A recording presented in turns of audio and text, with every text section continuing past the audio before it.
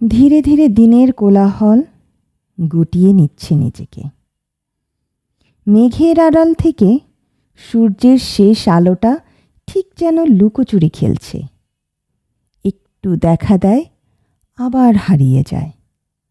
চারপাশের বিল্ডিংগুলো দাঁড়িয়ে আছে নিঃশব্দ সাক্ষী হয়ে, যেন সারাদিনের গল্পগুলো বুকের ভেতর জমিয়ে রেখেছে।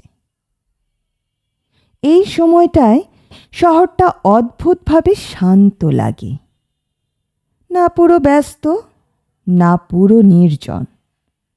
একটা মাঝামাঝি অনুভূতি।